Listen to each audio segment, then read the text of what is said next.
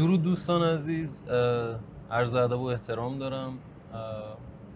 فکر کنم نزدیک به 50 روز یا شاید بیشتر شدش که بله فعالیت نکردیم تو چنل احتمالاً وقتی و در نهایت طبق مشورت هایی که با هم دیگه داشتیم به این نتیجه رسیدیم که هیچ چیزی بهتر از گفتمان نیستش تو این روزهایی که هممون به نوعی داغدار هستیم، هممون به نوعی عزادار هستیم و در دل این اتفاقات تلخی که بر هممون افتاده هیچ چیزی اندازه مکالمه کردن و تمرین آزادی بیان و تفکر نمیتونه تسکین بخش باشه. در نتیجه به نتیجه رسیدیم که استارت بزنیم و فعالیتمون رو ادامه بدیم، قطعا با رویکردهایی که متناسب‌تر با شرایط و اتمسفری که داریم و امیدوارم که بتونیم کمی تسلی بخش خاطر کسایی باشیم که داغدار عزیزشون هستن. دمتون گرم.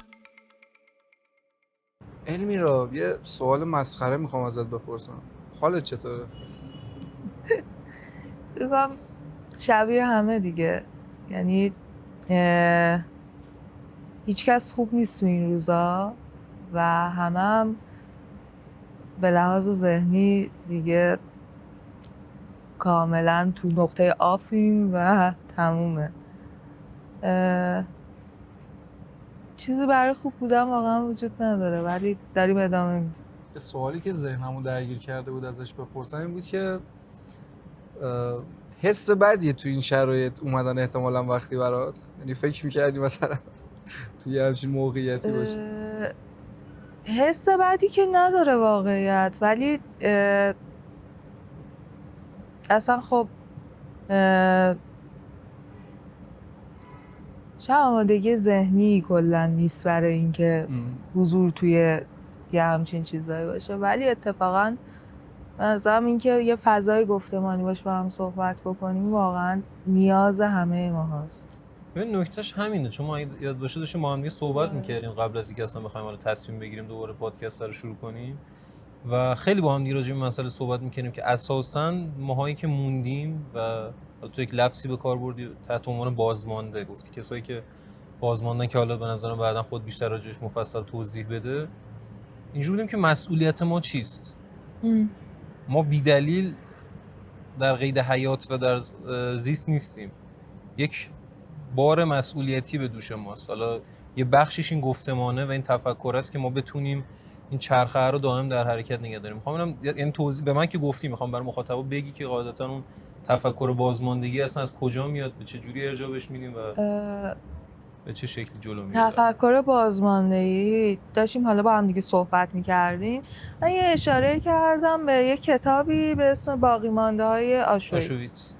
یه بخشی از اون باقیمانده‌های آشویتس رو خوندم در مورد کسایی که شاهدن. در واقع دو نوع شاهد رو معرفی کرده. یکی کسی که در واقع بین دعوای دو نفر میتونه شاهد دعوای دو نفره که خب خیلی به جامعه ما مربوط نمیشه و حال و روز ما مربوط نمیشه، ولی قسمت دوم که خیلی به ما مربوط میشه کسایی هستند که اون رنج و اون درد رو تجربه کردن، با اون رنج و درد اومدن، کسانی رو از دست دادن و الان شاهد یک اتفاقی هستن. من فکر میکنم ما یه همچین نقشی رو داریم و بازمانده ایم، ولی بازمانده هایی هستیم که شاهد یک واقعه هستیم، شاهد اتفاقهایی هستیم که افتاده و ما خودمون رو تجربه کردیم.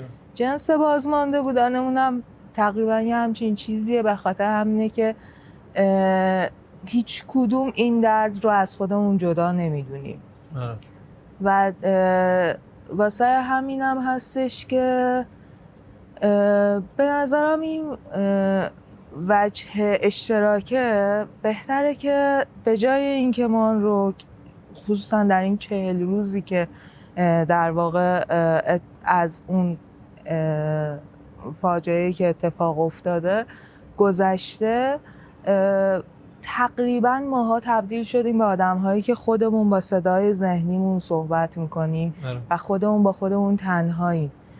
اگر این تبدیل بشه به یک موقعیت‌های شبیه اینجا، شبیه هر پادکست دیگه‌ای که بتونن آدم‌ها با هم گفتمان کنن، با هم حرف بزنن راجع به اون چیزهایی که داره بهشون آسیب میزنه و آزارشون میده، حرف بزنن وضعیت به یک وضعیتی تبدیل میشه که ما میتونیم ادامه بدیم. دقیقا. یعنی وضعیت رو ادامه بدیم، نه برای اینکه زندگی عادی داشته باشیم، برای اینکه بتونیم راهی که شروع کردیم رو به اتمام برسونیم. این چه نکته جالبی چی من داشتم فکر می‌کردم مهران برای من پیام گذاشتش که خب قاعدتاً تو این روزگاره تو این ادواره ما تا کی باید به این مثلا عدم فعالیت ادامه بدیم و تا کی این انفعال رو باید در واقع استمرار بهش بدیم و خیلی با هم دیگه بحث می‌کردیم از روزی که در واقع حالا به احترام اتفاقات و اینکه خودمون هم قاعدتاً جزوی از این فضا بودیم و دور از این مملکت نیستیم و این کشور نیستیم، قاعدتاً هممون یک به نوعی دل و دماغش رو حتی نداشتیم که کار بکنیم. تا وقتی انرژیش نباشه آره دیگه یعنی اینجوری بودیم که ما روز اول قرار این بوده که بیایم اینجا که بتونیم یه حال خوبی رو تزریق بکنیم در حد وسعمون، یا حداقل یه حال صادقانه‌ای رو تزریق بکنیم. اینکه من بشینم اینجا و بخوام تظاهر بکنم به آن چیزی که نیستم یا مهران بخوام چیکاری بکنه خیلی به نظرم برآیند جالبی نداره. و داشتیم صحبت می‌کردیم و من نکته ظریفی که راجعش صحبت شدش و داشتمش فکر می‌کردم همین بودش که ما اساسا خود ما دو نفر به مثابه دو تا مخاطب که ما خودمون پادکست‌هایی رو دنبال می‌کنیم و مخاطب رسانه‌های مختلف از قبیل تئاتر، پادکست، سینما و فلان هستیم، احتیاج داریم در این مقطع اتفاقاً، حالا نه لزوما در بعد سرگرمی و انترتینمنتش که اتفاقاً اون هم به نظرم رکن مهمی و نمیتونیم منکرش بشیم، بیش از هر چیزی ما خودمون به گفتگو کردن احتیاج داریم. من این روزا با هر کی صحبت میکنم بیش از هر چیزی شنیدار و قوه شنیدار برای هممون خیلی نکته مهمیه. هممون احتیاج به یک گوش شنوا داریم، چون انگار اینجا یک چیزی جمع شده، یک چیزی در وجود خودمون در واقع مونده و نتونستیم تخلیهش بکنیم. یعنی کسی نبوده و سعی کردیم تو همین کامیونیتی خودمونی پرایوت مثلا که حالا به نوعی امن‌تر، قابل اعتمادتر در واقع بتونیم این حرفا رو به امانت بذاریم. و نکته این بودش خب اوکی ما مگه احتمال وقتی رو مگر برای چیزی غیر از این بنا کردیم؟ مگه ایده اولی ما اصلا روز اول چیزی غیر از این بودش که بشینیم تمرین و مشق گفتگو بکنیم با آدم‌هایی که تریبون ندارن و یعنی تریبون ندارن به مثابه اینکه آدم‌هایی که حالا چهره نیستن یا سلبریتی حداقل نیستن و از عزیزان خودمونن ولی آدم‌های قابل شنیدنی ان، آدم‌های قابل اعتنایی ان. در راستای این تولید کردن محتوا از آدم‌های دیگه من یه چیزی بهت بگم. من دیروز یا پریروز بود فکر کنم چند تا از کانال‌های فوتبالی که دنبالشون می‌گردم بعد از مدت‌ها شروع کردم به فعالیت و اینا، احساس شبیه این بود که مثلا دیدید تو یه جای غریبه میری یه آشنا می‌بینی چه حس عجیبی داره برای دوست داری بری بغلش کنی بگی مثلا چقدر باحال مثلا تو رو اینجا دیدم و فلان اینا.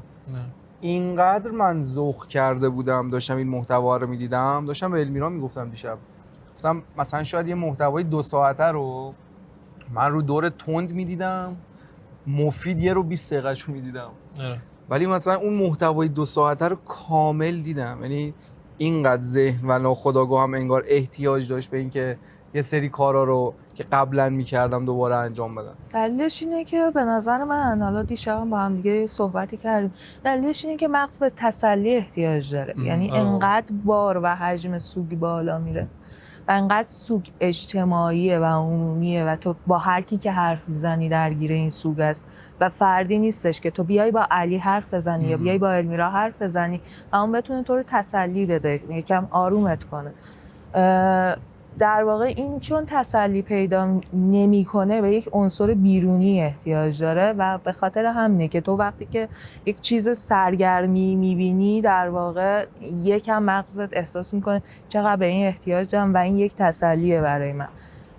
تو همین راستا من خودم هم این تجربه رو داشتم. در مدت این 40 روز پادکست هایی که گوش می‌کردم رو بارها کست باکس رو باز کردم، چک کردم ببینم اپیزود جدیدی دادن یا ندادن، خاطر اینکه شاید اون تنها تسلی من میشد. چون حالا مثلا من یادمه که تو سالهای گذشته مثل 401 اینها مثلا رادیو راه و رادیو دیو، رادیو آن خیلی فعال بودن، یعنی ولی احساس میکنم این حجمه انقدر زیاده که در واقع اینا هم حتی فعالیتشون در واقع کم شده و اصلا توان فعالیت کردن ندارن و به همین دلیله که احساس میکنم که مثلا ما نیاز داریم به هر آنچه که کوچکترین چنگی میشه بهش زد بزنیم، ولی برای بقای خودمون. ببین یه چیزی بگم صادقانه‌اش اینه که یک بخشش خودخواهانه است. واقعیت رو بخوام بهت بگم، من جدی دارم میگم، این چیزی که دارم میگم خیلی از اعماق وجودم. واقعا من دلم برای این لحظه تنگ شده بود، دلم برای این نشستن، برای این حضوره و واقعا دمتون گرم. یعنی واقعا قربون تک تک کسایی که این مدت حالا پیگیری کردن یا حالا بس خودم پرسیدن که به چه نحوی ادامه میدیدین و کلا اصلا از روزی که ما شروع کردیم اینقدر انرژی خوب ساطع شد، اینقدر این حمایته و این دیدنه و این شنیدنه از جانب اطرافیان، آدمای غریبه دورتر خیلی لذت بخش شد و برای خود ما یک حکم تراپی داره این قضیه و این گفتگو، چون ما هم داریم تمرینش میکنیم. یعنی اصلا چیز آمبالانسی نیستش که ما داریم در مقام آموزش دهنده یا منتور ماجرا، نه، ما هم سطح ماجراییم و داریم هممون با هم دیگه تمرینش میکنیم دیگه. هم تمرین میکنیم هم تجربهش میکنیم.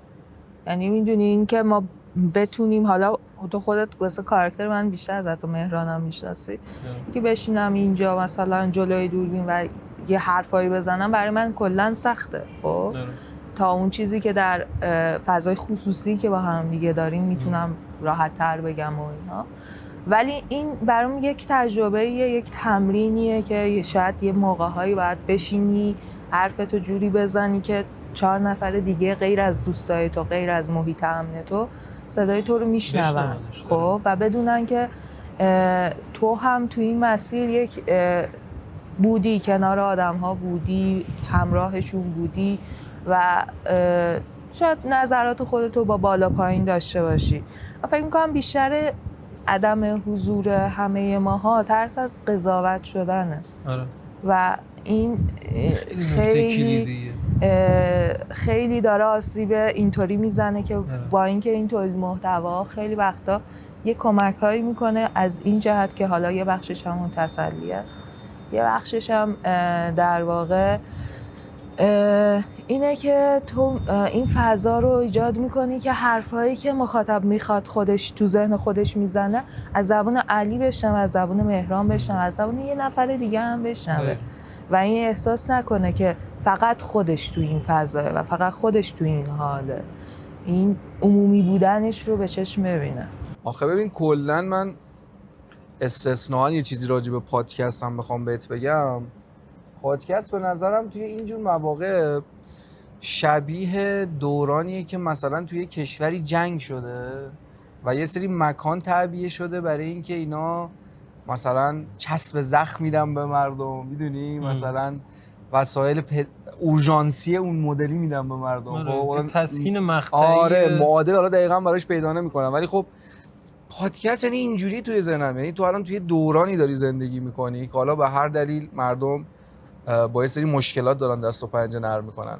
اتفاقا پادکست جزء اون چیزاییه که آدما بهش نیاز دارن، یه سری کمک‌های اولیه است انگار، میدونی نیازش به نظرم در همین اهمیت حتی از مدیوم بالاتر میبره. من چی می‌خواستم در ادامه حرف تو اینو بگم، ببین دقیقاً این رو در بایستیه که شکل گرفته و این احساس حالا گناه، عذاب وجدان یا هر چیزی که حالا در ادامه میخوام مفصل‌تر راجع بهش صحبت بکنیم، اساسی ترین چیزی که الان به نظرم خیلی کمک کننده است در این شرایط اینه که آدم‌ها احساس تنهایی از نظر تفکری حداقل نداشته باشن.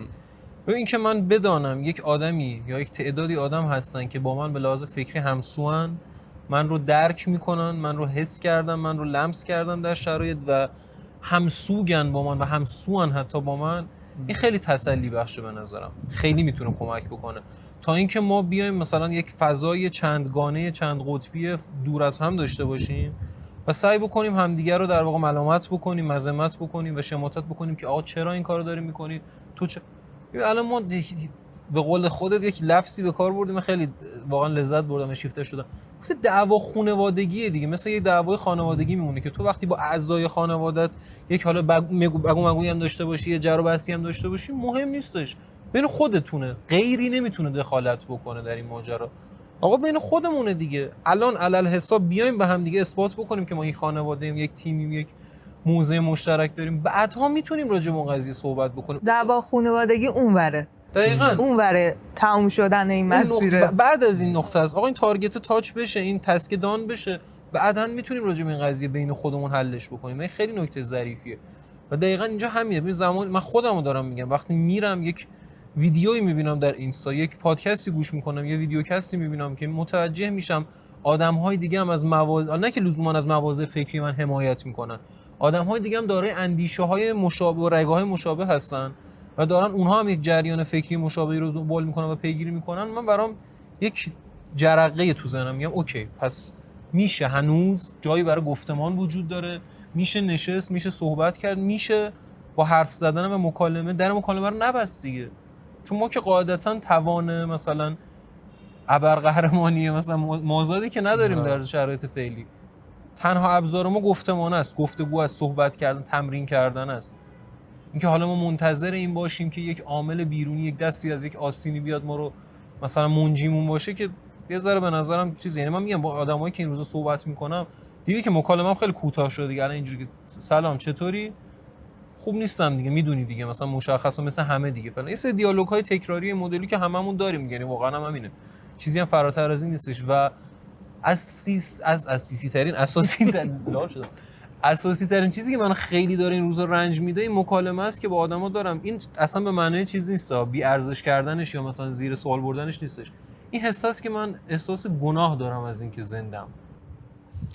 نه، اینا همون تجربه های بازمانده بودن و در سوگ عمومی بودنه. یعنی ببین تو وقتی که سوگ داری عذاب وجدان داری از اینکه تو باقی مانده ای، تو بازمانده ای، چرا تو تمونه. ببین این سواله برای خود من هم بود اوایلی که حالا اینترنت وصل شده بود و برگشته بودیم و اینها، اون حجم از فاجعه رو که تو داشتی میدیدی، این سوال برات ایجاد میشد که چرا من زنده موندم. خب و من با 2-3 هفته کلنجار رفتم با این سوال به یک نتیجه ای رسیدم. من زنده موندم که نذارم نه تاریخ تحریف بشه، نه این هدف الکن بمونه. خب این هدف قراره تا تهش بره و من باید باشم و تمومش کنم. بالاخره یه عده باید تمومش کنن دیگه. و از اون ور هم در واقع نباید بعد از این جریان ها بذارم تاریخ چیزی که باید رو فراموش کنه. چون تو اینجور موقعیت ها انقدر دستخوش تغییر میشه که معمولا تاریخ تحریف میشه. ولی به عنوان کسی که حالا یک شغلی داره که میتونه تولید محتوا بکنه، حالا تو هر مدیومی، چه سینما، چه تئاتر، چه داستان، حالا هر چیزی میتونه در واقع یه تریبونی داره برای نگه داشتن و ثبت وقایع داره. من باید این هدف رو ادامه بدم و بخشی از ما باید بدونیم که زنده موندنمون یک هدفی داره و اون هدف رو باید تمومش کنیم. یعنی همین کلید واژه همین مسئله است. من نکتم دقیقاً همینه. من یه ضمیمه‌ای داشت جمله‌ام که نتونستم بگمش.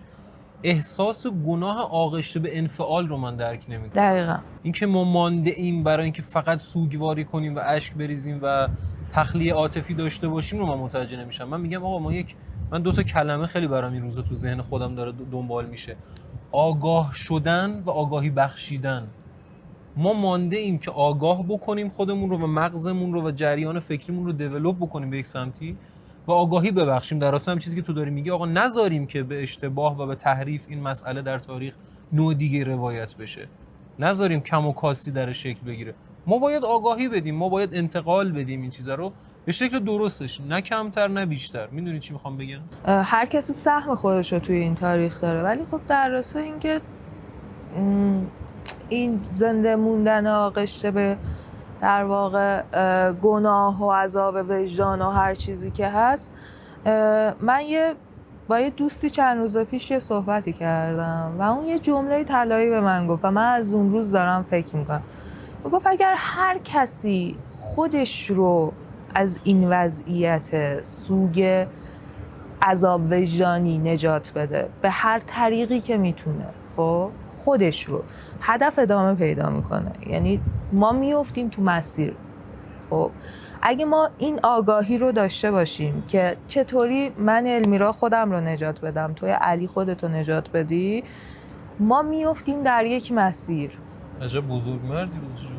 خب و به صورت کلی در واقع این تموم نمیشه، نقطه پایانش با یک سوگ نمیفته. چون معمولاً فاجعه که رخ میده 2 تا عامل بازدارنده خودشون نشون میدن. یکی سوگ عمومیه، یکی وحشت عمومیه. خب و ما واقعا در حال حاضر خیلی درگیر وحشت عمومی نیستیم، با اینکه خیلی عظیم‌تر از سالهای قبل بوده، بیشتر درگیر سوگ عمومی. این سوگ عمومی خیلی بازدارنده تره، حتی وحشت میتونه به خشم تبدیل بشه ولی سوگ به هیچی تبدیل نمیشه. خب صرفاً به نظرم که ما باید این حجم این سوگه باشه، همه جوره با ما همراه باشه. من فکر نمی کنم روزی که هممون رو هم خوشحال بکنه در واقع این سوگه فراموش بشه، یعنی هیچ وقت فراموش نمیشه، هست با ما، اصلا نهادینه شده توی ما. ولی الان احتیاجی به این که بشینیم و هیچ کاری نکنیم نداریم، احتیاج به ادامه داریم. اصلا میشه تفکیک کردی. ببین به قول تو این در حافظه تاریخی و عمومی و جمعی ما حک شده و چیز تقریبا انکارناپذیریه و جزء لاینفکی از وجود و روان ماست. ولی این جای خودش، ما میتونیم سوگ رو در زمان خودش در موقعیت درستش داشته باشیم، باهاش ادامه بدیم، پالایش بکنیم فلان، ولی کن در کنارش ما میتونیم جریانمون رو ادامه بدیم. یعنی خیلی به نظر منافاتی نداره دیگه. این چی میخوام بگم اوکی ما داریم یه کاری رو انجام میدهیم. ببین مثال ساده و خیلی جالبی که باز در موردش گپ داشتیم میزدیم، مسئله همین مدل و نوع سوگواری است. در شکل تنانگیش و بدنی خودش یک تعریف جدیدی انگار پیدا کرده سوگه. یعنی ما در مدل حالا آیینیش و فرهنگی و کالچرالی که خودمون داریم در ایران، حالا در اقوام مختلف، ما به یک سری چیزها عادت داریم. دقیقاً چیزی که تو داشتیم میگفتی. به نظر خودت اینو توضیحش بده، چون خودت خیلی زیباتر به نظر میگیش. آره اون روزی که داشتیم با هم صحبت میکردیم داشتم بهت میگفتم که ما برای هر چیزی در ایران آیینی وجود داره. آیین سوگواری ما مویه کردنه. خب مور و مویه در واقع همین که بیشتر الان در قوم لور و لک و اینها میبینیم که خنج میزنن، موهاشون رو میکنن و اینها، ولی در کل تو ایران آیین سوگواریشون این بوده. اما گذشته سالیان سال گذشته و الان آیینش تغییر کرده، یعنی با توجه به سوگی که اتفاق افتاده، جوانهایی که از دست رفتن، آینه انگار تغییر کرده و به رقص بدل شده. و حالا ما از این که در واقع بالای سر مزار عزیز از دست رفتمون برقصیم و جشن بگیریم و پایکوبی کنیم، 2 عامل کلی وجود داره. یک عاملش عاملیه که خود خانواده ها با خودشون این در واقع فکر میکنن و یک حالت قراردادی وجود داره بین خودشون، اما اینه که فکر میکنن که اینطوری دشمنشاد نمیشن. خب یعنی در لحظه عامیانش. اما یک عامل یک پله اونورتری وجود داره، یکم عمیق‌تر از این وجود داره که شاید خود جامعه مثلا خیلی بهش توجه نکنه. این بدن محوریه، بازپسگیری اون بدن فراموش شده است که حدود 3 سال خورده‌ایه که تو ایران این فضا اتفاق افتاده. ما یه بدنی داریم که همیشه سانسور شده. همیشه، یعنی با نوع پوششمون، با نوع رفتارمون، اینکه چطوری رفتار کنیم، که تو مقبولیتی در جامعه داشته باشیم، طرد نشیم از طریق جامعه. حالا توی مقاطع مختلف در زندگیمون، چه موقعی که مدرسه می رفتیم، حالا نسل من بیشتر درگیر این چیزها بوده، حالا نسل شما یک مقدار کمتر، ولی بدن فراموش شده رو ما بیش از 3 ساله داریم پس میگیریم و جامعه ایران بدن محور شده. یعنی اینطوری شده که بدن میتونه بیشترین تاثیرگذاری رو در کل جامعه بذاره، به این شکل که من حتی حضورم به عنوان یک آدمی که در خیابان راه میره و زیست معمولی روزمره داره، داره به سمت هدف من رو پیش میبره. خواهی باز تعریفی اصلا شده از مفهوم زیسته دیگه به مسابقه قبل عمل نمیکنه. ما یه گفتمانی رو در شکم اینو کلمه در تئاتر کلا داشتیم، یه جلسه‌ای بودش با یه سری از اساتید نشسته بودیم صحبت می‌کردیم، مسئله گسست اجتماعی شکل گرفتش و داشتیم صحبت می‌کردیم. حول محور که خب از 401 و اتفاقاتی که افتاد یک شکافی، یک گسستی اتفاق افتاد در حال فرهنگ ما و در سیاست ما و در نوع زیست روزمره‌مون و از اون لحظه ما نمیتونیم هیچ وقت دایه این رو داشته باشیم که ما برگشتیم به نقطه قبل از اون لحظه. اون شکافه شکل گرفته و ما دیگه هرگز اون آدم‌های قبل نیستیم. یک دوپارگی در تنانگی ما، در بدن ما و در پرفورمنس روزمره‌مون شکل گرفته. چقدر عجیب نگاه می‌کنی. احساس کنم چیزی می‌خوای بهم بگی. داری چجوری نگاه کنی؟ نه داری مثل حالا مدل احتمالاً وقتی داری نگاه می‌کنی که می‌خوای یه چیزی بگی. آره این پرفورمنس و تنانگی به یک شکلی داره عمل می‌کنه که دیگه هرگز ما نمی‌تونیم بگیم که مثل دیروزه، مثل پریروزه. و به قول تو همون حضوره، همین که من اینجا نشستم و با بدنم دارم عرض اندام میکنم، ابراز وجود و اعلام حضور میکنم، خود این یک مفهوم و یک بار معنایی داره. آقا من یه سوالی ازتون بپرسم راجع به تفکرات اشتباه آدم‌ها توی این دوران صحبت کنیم. یعنی مثالشو بهت بگم، نظرت راجع به آدمایی که میگن بچه‌ها فلان پیج شروع کرده به فعالیت بریم بلاکش کنیم چیه؟ این طرز فکر این مدلی قطعا دیدیم همون تو این چند وقت دیگه. آخه نکته میدونی چیه؟ من خیلی روزها به این فکر میکنم که چقدر میشه خورده گرفت به آدم‌هایی که داغدار و خشمگینن بیش از هر چیزی. یعنی اساساً ما نمیتونیم، حالا میگم در ابعاد نزدیکیش که اصلاً به نظرم قابل چیز نیستش، قابل اغماض نیستش، که مثلا کسی که عزیز نزدیکی رو از دست داده یا هر چیزی، یا حتی در ابعاد دورترش که ماها هممون به نوعی عزاداریم دیگه. یعنی حالا به هر حال با یک چند پشت واسطه یک نزدیکی، یک رفیقی، یک دوست، یک خانواده‌ای رو از دست دادیم. اینو نمیتونیم انکار بکنیم.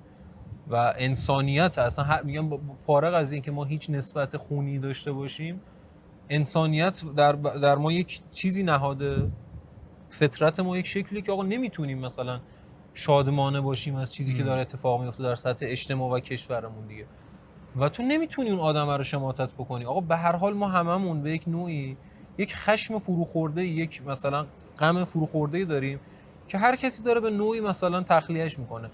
این که ما بتونیم در نهایت پالایشش بکنیم و بیایم به یک نقطه موازنه برسیم و هممون هم تفکر بریم جلو، مسئله است اساسیه. وگرنه که خب اوکی، حالا هممون میدونیم که این اشتباه ممکنه خطای انسانی رقم بخوره در مقطعی و ما خیلی مثلا تند عمل بکنیم یا تفکر رادیکالی در مقطعی داشته باشیم.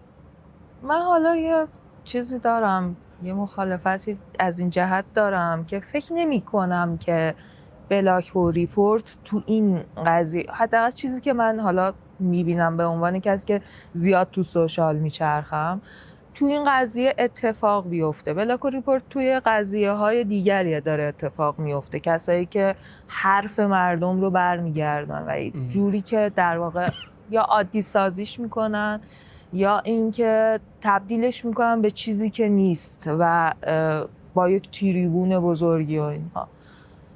ولی در مقابل پیج هایی که فعالیت میکنن، خصوصا آنلاین شاپ ها، بیشتر خواست مردم اینه که فعالیت نکنن، چون ممکن که مثل اینکه عادی به نظر برسه و عادی سازی بشه. ولی میخوام بگم که نظر شخصی من صرفا اینه که اگر که این همون راه نجات هست در واقع برای اون آدمه و الان آسیبش برای اون آدم زیاده که فعالیت نکنه، باید بدون هیچ قضاوتی بذاریم و فعالیتش رو بکنیم. من خودم آنلاین شاپ هایی که فعالیت کردن توی این مدت رو هیچ وقت آنفالو نکردم، هیچ وقت ریپورتشون نکردم. و یه مسئله که هست، مسئله اینه که طرف خودش با خودش اینطوریه که من حداقل فشار مالی رو از رو خودم بردارم، این همه فشار اجتماعی هست، حداقل فشار مالی رو بردارم. واقعیت اینه که من سالها به اینا فکر کردم. سال 401 من خیلی شبیه خیلی از این مردم که مثلا سوگواریم، خشم داریم و حالا از آدم‌های دیگه می‌خوایم که فعالیت نکنیم، بذارین صدای ما درست برسه، وایرالینگ اتفاق نیفته، وایرالینگ فقط روی اخبار باشه و فلان و اینها. خیلی اینطوری عمل می‌کردم.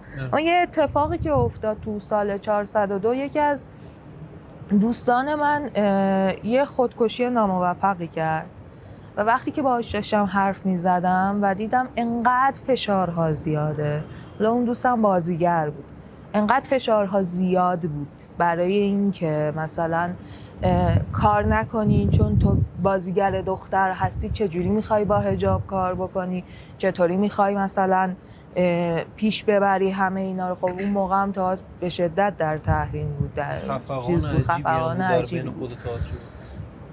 و اون آدم یه حرفی به من زد، گفت من که نیومدم تو این دنیا مبارز سیاسی بشم، چه گناهی کردم تو این نقطه تاریخی به دنیا اومدم. اومدم بازیگری کنم. آره اومدم بازیگر باشم.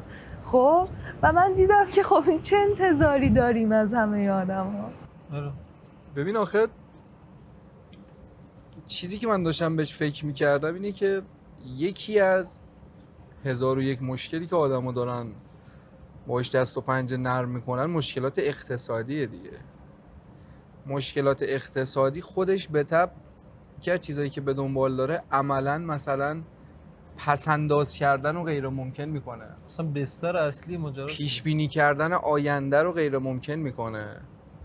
و تو وقتی که میدونی یکی از اساسی ترین مشکلاتی که مردم دارن باهاش دست و پنجه نرم میکنن و مبارزه میکنن همین مسئله مشکلات اقتصادیه و مشکلات مالیه، نمیتونی خورده بگیری از کسی که آنلاین شاپشو باز کرده. حالا به قول تو من درک میکنم اونایی که مثلا میگن بلاگرا، اونایی که مثلا محتوای کمدی تولید میکنن و اینا رو میگیری، اونا رو میتونم درک بکنم چرا دارن اینطوری راجع به صحبت مسئله چرخه زیست است دیگه. آره اون آدمه بالاخره یه هزینه‌ای کرده، میدونی چی میگم؟ اونم زندگیش یه هزینه‌ای داره و بابت اینکه عادی سازی ممنوع، این هشتگ‌های این مدلی و فلان اینا، اصلا مگه این چیزا عادی قراره بشه؟ یه چیز عادی نمیشه. آخه این نکتهش چی؟ من اصلا خیلی دارم بهش واضح‌تر و طبیعی‌تر فکر می‌کنم. این مثال خیلی واضح و ساده وجود داره. تو مراسم عزاداری و سوگواری شخصی رو در نظر بگیر. دور از جون یه عزیزی از دست میره. در ابعاد گسترده هم کاری ندارم، دارم فردی میگم. آقا مثلا من یه عزیزی رو از دست میدم، یکی از اعضای خانواده‌ام فوت میکنه. تو بیا از 10 سال گذشته تا به امروز یک مقایسه ساده خودمون در خانواده خودمون انجام بدیم به زمانی که مثلا در دهه 80 یک آدمی یا در اوایل دهه 90 یک آدمی عزیزی فوت میکرد و مراسم سوگواری از لحظه فوتش تا 40مش چجوری سپری میشد، الان رو بیام مقایسه کنم. الان نه به مثابه اتفاقی که افتاده، حتی 1 سال پیش 2 سال پیش. من یادمه در گذشته خیلی یک تابوی سنگین قبیح فلانی که مثلا نیشتون باز نشه، لبخند نزنید، خیلی عادی بشینید، خیلی مثلا در احترام 40 روز لباس مشکی. واقعا آیین و رسوم این شکلی در گذر زمان نمیگم معنا باخته شده، نمیگم باز تعریف شده، شکلش عوض شده. ما الان مثلا میگم یک عزیز رو از دست میدیم تا 40مش به احترامش مثلا ممکنه لودگی نکنیم، مثلا به تمسخر یا به مثلا چه میدونم طنز و مثلا کمدی یک چیزی رو برگزار نکنیم، ولی مگه آیین رسوم زندگیمون مگه کنسل میشه؟ مگه سر کار نمیریم؟ مگه مشاغلمون رو نداریم؟ مگه امرار معاش نمیکنیم؟ مگه غذا نمیخوریم؟ مگه مثلا دستشویی نمیریم؟ مگه کار روزمرهمون نمیکنیم که؟ اساساً به خاطر اینکه این جنبش برعکس مثلا جنبش‌های پیشین جنبش اقتصادی بوده.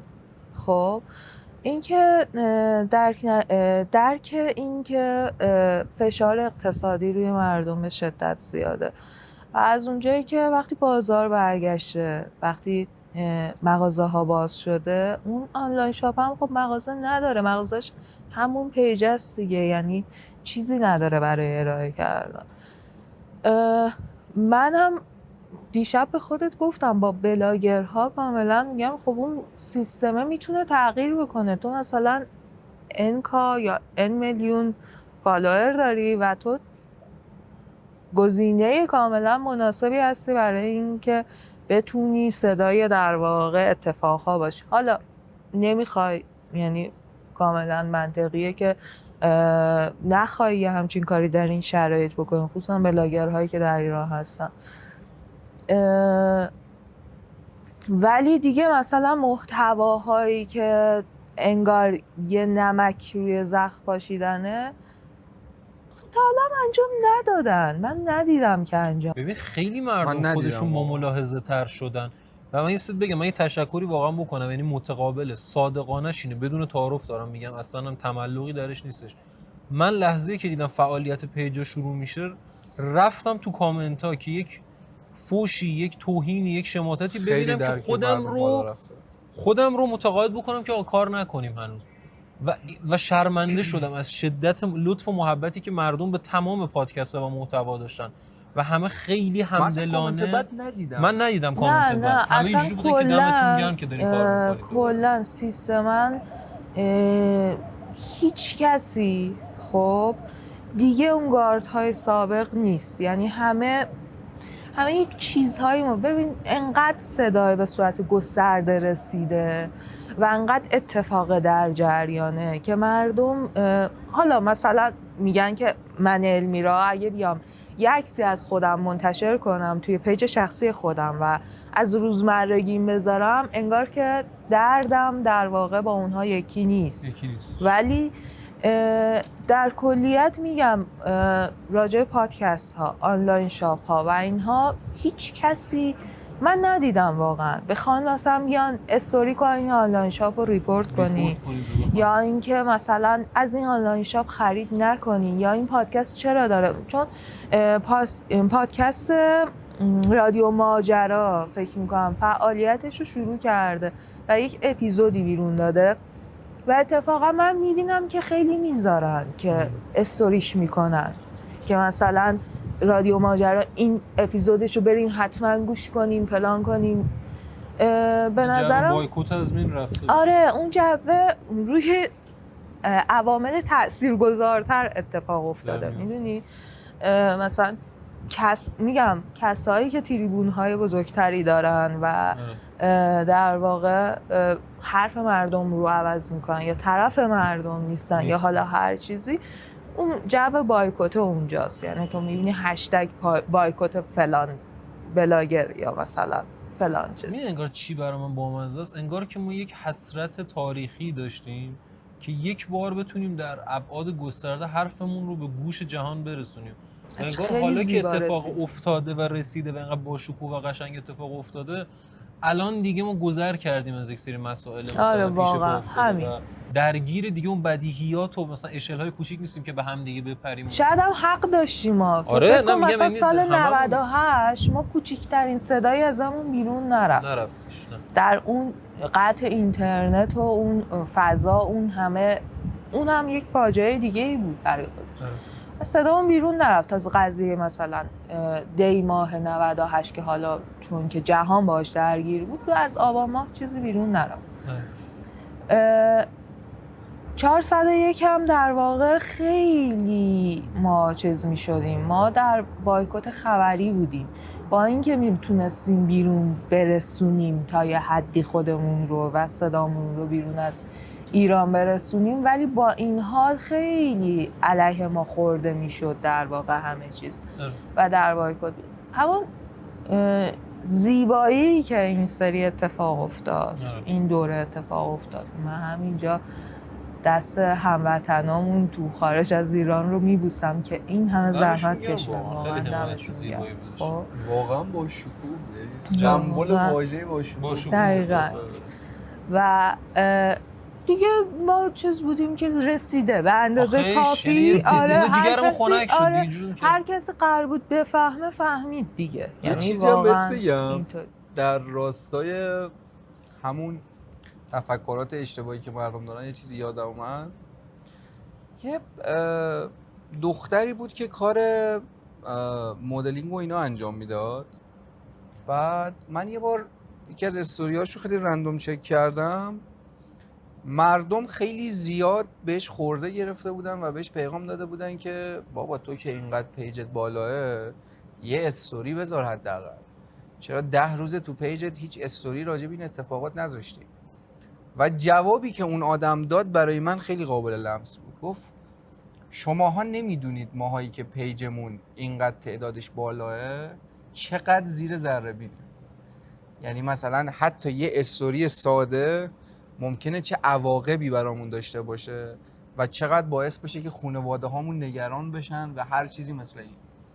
میگیری چی میگم؟ توقع میتونستم لمسش بکنم. آقا طرف میگه آقا من یه دخترم مثلا 20 خورده ای سالمه، من همدرد شما، من میدونم شما چه اتفاقی داره براتون میفته، من واقعا ممکنه با یه استوری معلوم نشی چه بلایی داره شرایط زندگی من خیلی جالب این فکر می‌کنم. ما 401 این بحثا رو خیلی با یه سری آدم‌ها داشتیم که بدون تعارف همه آدم‌ها از یک میزان از شجاعت و دلیر بودن برخوردار نیستن. ببین واقعیت داره، ما هممون میتونیم غمگین باشیم، هممون میتونیم معترض باشیم به یک سری چیزها، ولی هممون به یک میزان کنشگر نباشیم. این دلیلی هم نداره. من دارم میگم آقا همه شخصیتیه. آره، یعنی یه واقعیتیه که در درون ماست. آقا ذات من، شخصیت من این گونه است. توجیه هم نیست. یعنی من خودم رو مثال میزنم از کل اصلا. حالا بماند که اون بحثی که تو کردی که آقا مگر من لزوما کنشگر اجتماعی ام یا مثلا اکتیویستم یا هر چیز این شکلی، ما هممون که در نهایت برای یک مانیفست سیاسی اجتماعی که مثلا متولد نشدیم، اصلا اونم من میگم کنار بذاریم، من میگم در نهایت ما هممون از یک میزان از مثلا شجاعت و دمشون گرم، دم همه کسایی که حضور داشتن، با حضورشون، با تنانگیشون، با صداشون، با تریبونشون تونستن یک حمایتی کنن و یک کاری رو پیش ببرن گرم. ولی نمیشه واقعا خورده گرفت. دیگه تو همون در واقع حضور مردم هم من همیشه میگم که فقط یه عده هستن که انقدر شجاعن که جلو میرن. خب باقی وایستادن دیگه، عقب‌تر وایستادن. یعنی اون خط جلویی که معمولا آسیب پذیرتر هم هستن در واقع فقط یک عده اون حجم از شجاعت اقلیتن اتفاقا. خلاصش این که بگو و باقی آدم ها فقط با حضورشون در اون شرایط میتونن بگن همراهن. خب صرفا حضورشونه. میگم خلاصش اینجوری میشه این تیکه آخر که اونایی که این کارو دارن انجام میدن فوق‌العاده کار بزرگی دارن انجام میدن، واقعا خیلی کار بزرگی انجام میدن، ولی اون قشری که بنا به هر دلیلی دوست نداره در معرض خطر خودشو قرار بده نمیشه بهش خورده گرفت. ببین باید یک نقش اجتماعی متناسبی با اون آدم هم به نظرم تعریف و تعبیه بشه. اون چون صرفا فالوور داره که نمیتونی اصلا یه مثال چیزی داریم ما همیشه از کودکی که مثلا میگفتن که خانواده ایرانی که دکتر بشید مهندس بشید، بعد یه سری میگفتن خب جامعه مگه مثلا فروشنده نمیخواد، مگه مثلا جامعه مثلا دکتر میخوادش، مثلا وکیل مگه نه. آقا ما در اجتماع همه که نباید در صف جلوی ماجرا باشن. ما مورخ لازم داریم برای اینکه این قضیه رو ثبت و ضبط کنه، مستندنگار لازم داریم، افراد حاضر به صورت فیزیکال در میدان ماجرا احتیاج داریم، آدم‌های تحلیلگر. همه این نقش‌ها باید در جای خودشون و در نقطه خودشون کارشون رو انجام بدن. و ما باید سعی بکنیم که این همدلی و همراهیه اشاعه پیدا بکنه و در جای درستش هر کسی کار خودش رو انجام بده، تا اینکه بیایم آدم‌ها رو دور بکنیم و در واقع از این مسیر در واقع پشیمان بکنیم و یک احساس گناه و یک جاماندگی به قضیه بدیم. المیرا به شخص وظیفه و مسئولیت خودشو تو این دوران چی میدونه؟ به نظرت ماها باید چی کار بکنیم؟ چه کاری از دستمون برمیاد؟ من به شخص نظری که راجع به خودم میتونم بگم و دیدگاهی که بهش رسیدم اینه که بازمانده افسرده به درد نمیخوره، چون که این حجم از سوگ در واقع ما رو به سمت افسردگی میبره و این حجم از سولولوگی که تو با خودت، گفتاری که فقط با خودت داری، ما رو به سمت افسردگی میبره و من ترجیح میدم که افسرده نباشم و عملگراتر باشم و حرکت کنم. حالا حرکتی که خودم برای خودم در نظر دارم که این اون جنس از رسیدن من به اون اهدافیه که اهداف جمعیه در واقع خود مردم ایرانه، ثبت و در واقع ثبت این وقایع، ساختن، حرف زدن راجع به این وقایع. ما یه کاری با علی قرار بود بکنیم قبل از اینکه این وقایع اتفاق بیفته و همیشه ما راجع به این صحبت کردیم که دوست داریم اتفاقی بندازیم، کاری بکنیم که با حضور در واقع مردم یه گفتمانی و یک گفتگویی بینمون شکل بگیره. خب من فکر میکنم وضعیت حال حاضر، کسایی که در نقش گفتمان فرهنگی و هنری قرار میگیرن باید در واقع یکم فاصله بگیریم از اون وضعیتی که داریم، از اون افسردگی، از اون سوگه و این رو تبدیلش بکنیم به یک نقش مؤثری تو جامعه. به همون شکلی که گفتم تاریخ نباید یه سری چیزهایی رو فراموش کنه، نباید تحریف بکنه و ما بهش اجازه ندیم که این کارو بکنه. از صدای کسایی باشیم که صداشون اتفاقا شنیده نشده، چون الان تو این حجمی هم که در واقع از آدم‌های اطرافمون هست ما نهایتاً داریم صدای 2-3 هزار نفر رو میشنویم. من خودم اینجوری هم که شاید شعاری ذره به نظر برسه از گفتن این جمله قبل هر چیزی متنفر نگو دیگه، خودت نباید اینو بگی. نمیدونم تو ناخودآگاه همه آدما مست. آره ولی نه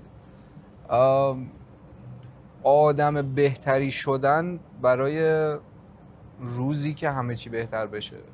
یعنی مثلا من خودم یکی از چیزایی که توی دیالوگامون به تو مثلا میشه خیلی میگم اینه که من واقعا آگاهی سیاسی زیادی ندارم.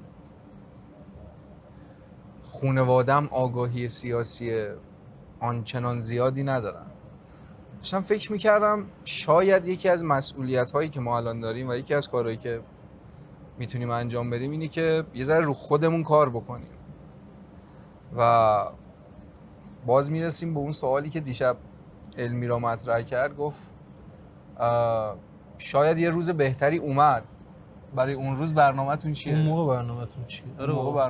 آره اون موقع چجوره؟ آره اون موقع قراره چیکار کنید؟ من کیم اون بر قضیه؟ آره اونجا نقشه من چیه؟ و دقیقاً منم در تکمیل حرف میرا این چیزی که می‌خواستم بگم و تقریبا به یک نوعی گفتش دیگه، که اون مسئولیت انفرادی و اجتماعیمون رو در کنار هم دیگه ما بتونیم ارتقا ببخشیم. یعنی ببین ما هممون در مشاغلی که داریم، در مسیرهایی که داریم، یک سری رول داریم، یک سری نقش داریم که داریم ایفاش میکنیم و حالا اون نقشه میتونه فرهنگی باشه، میتونه اقتصادی باشه، میتونه خدماتی باشه، هر چیزی. ما اگر بتوانیم در اون نقطه درست و مثمر ثمر واقع بشیم، داریم عملیاتی پیش میریم و عملگرایانه داریم کاری رو جلو میبریم و چه بهتر که بتونیم آگاهانه در اون مسیر قدم برداریم. یعنی مطالعه بکنیم، مطالبه گری رو بفهمیم و بشناسیم و آگاه بشیم بهش. چون میگم ما یک مسئله اساسی که احساس میکنم از چند سال گذشته تا به امروز خیلی دستخوش تغییر و بهتر شدن و بهبود شده، همین مسئله. ما خیلی وقتا آگاه نبودیم به مطالباتمون و نمیدونستیم چه چیزی رو داریم مطالعه میکنیم. امروز خیلی مردم آگاه ترن و خیلی هدف دارتر، خیلی تکلیف روشن‌تر دارن این مطالعه گری انجام و خیلی زیباست این قضیه. خیلی. و چقدر قشنگه که این استارت این مسیره و این گزاره خورده و ما در اون نقطه تعالیه که هممون حالا در جستجوشیم و در تلاششیم و در مسیرشیم، بتونیم به قول تو اون روز بگیم که اوکی من جای خودم رو بلدم. یعنی من در تکمیل اون جمله وجود داره میگه هر کسی اگه در خونه خودش گل بکاره دنیا گلستون میشه. نه ما هر کدومون بتونیم یک قدم به مثابه خودمون بیایم جلو و در اون نقطه خودمون سرمون رو بگیریم بالا و بگیم ما نقشمون رو داریم درست ایفا می‌کنیم. آره در جالب صحبت می‌کنیم. تایید جمله تو من میتونم یه جمله مثلا حالا به ذهنم رسید بگم. اگه هدف مقصد ماست، آگاهی مسیر ماست. مسیر این اینو استوریش کن. اینو استوری کن. اینو در بیاد ازش ریل میشه. خب ریل میشه. و ما تو این مسیر آگاهی هممون موظفیم تو هر نقشی که هستیم این آگاهی رو بسازیم. ما خیلی شاید به قول تو مردم خیلی آگاهن، خیلی مطالبه درستی دارن، خیلی مطالبه تکلیف روشنی دارن، ولی آگاهیه باید جوری اتفاق بیفته که اون وره در واقع مقصد ما هم باز کار بکنه، باز باشه، باز ما قرار زندگی بکنیم، یعنی کل این جامعه قرار زندگی بکنه. الان به نظرم بهترین موقع برای این اتفاقی که ما در طول احتمالاً وقتی داشتیم این اپیزوده. یه قُر بزن علی مهدی. قُر بزن. میدونم قُر زیاده، اونی که از همه بیشتر رو دلت مونده. من تهش بزنم قُرمو. چرا می‌خوای؟ میخوام اندینگشو با قُر من بگم. آره تو بگو من با قُرم تموم کنم. ما داشتیم چند وقت پیش، ببین این به نظرم جزو اتفاقاتیه که کسایی که قراره راجع به لحظه دراماتیک صحبت بکنن در آینده این قضیه رو مثال بزنن که چه اتفاقی افتاده فلان. ما داشتیم یه بازی میکردیم با بچه‌ها، 4 نفر بودیم. من گفتم که بچه‌ها من یه ایده یه خطی رو شروع میکنم، مثلا میگم فکر کنید یه قصه یه مال یه مردی که پسرشو کشته برفرض. نفر دوم باید میگفت اینو فیلمنامه‌شو تو ایران کی بنویسه، مثلا میگفت فرهادی بنویسه. سومی یه باید میگفت آقا مثلا کارگردانش کی باشه، کی بازی کنه، کی اینو فیلم برداری کنه. واسه یه کاستینگ سینمایی بدیم. به یه جایی رسید ایده باحالی شده بود، پر پیمون و کست خفن. یه نفرمون نمیدونم دقیقاً کی، خیلی فکر خودت بودی اتفاقا، حتی فکر کنم من بودم، خیلی رندوم گفت فلان چیز، بعد گفت نه این مجوز نمیگیره، این سانسور میشه، اینو نمیشه ساخت. این در ناخودآگاهمون نهادینه شده. یعنی اینجوری بابا ما داریم بازی میکنیم، این گیمه. حتی متصور این نبودیم ما که در اون لحظه میشه فراتر از واقعیت پا گذاشتش و خود سانسوریه اولین چیز اومد.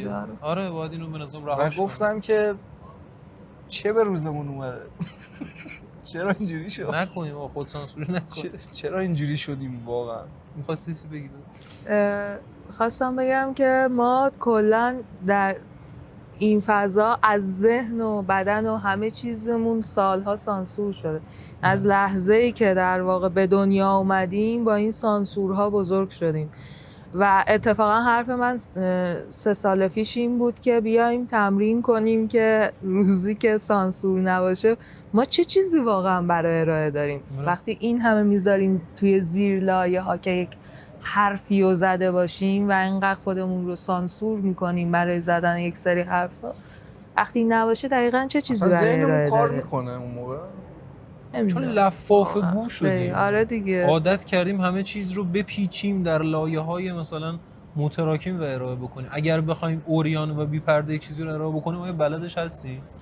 اینو تمرین بکنیم. آره واقعا باید تمرینش بکنیم. قُر بزن برامون لذت دنیا و آخرت رو ببریم.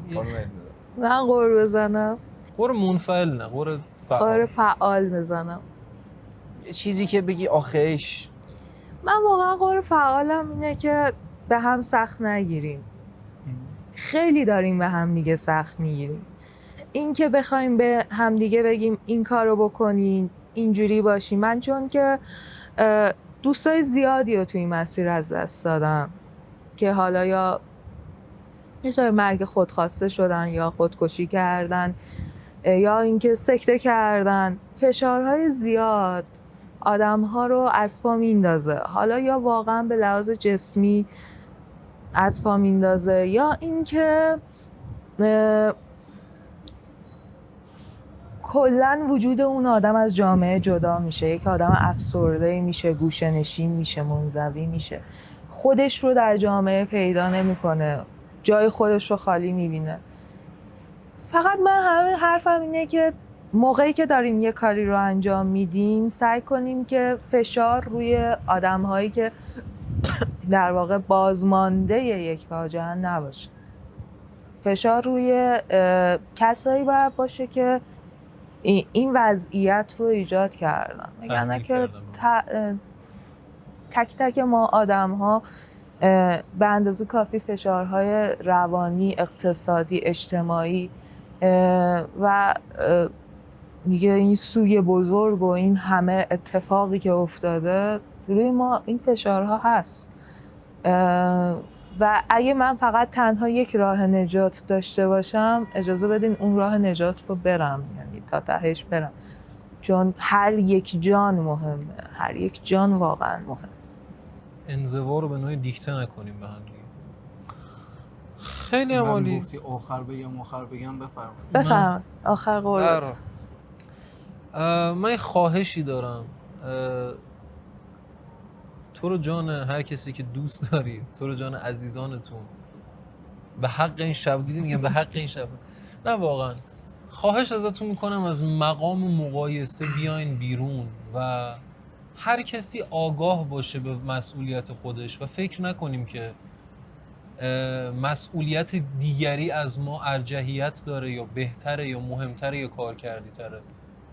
دوست معمار من سعی کن معمار بهتری باشی، دوست آشپز من سعی کن آشپز بهتری باشی، دوست دانشجوی من سعی کن دانشجوی بهتری باشی و همه ما اگر سعی کنیم در جایگاه خودمون آدم بهتری باشیم به یک اندازه تاثیرگذاریم و به یک اندازه نتیجه بخش و اثر بخشیم و خودمون رو در مقام مقایسه با کسی قرار ندیم. هیچ کسی از هیچ کسی پیشی نمیگیره و هیچ کسی از کسی برتری نداره در این شرایط. سعی کنیم در جای خودمون درست و به اندازه و آگاه باشیم. دمتون گرم. مرسی. دمت گرم میره که اومدید. دم شما. من 13 تا اپیزود توی احتمالاً وقتی آخرش گفتم با آرزوی پول و مهاجرت و انتقال ویتینیا به رئال مادرید، علل حساب این اپیزودو 3 تا جای خالی میذارم. نه بگیم امید پول، موندن و اتفاقات خوب رقم زدن. من جای خالی میذارم تا ببینیم چی میشه. تا ببینیم چه اتفاقی. خیلی مخلصم. چوکی. ولی ویتینیام بیاد بد نیست. خیلی مخلص. مخلص.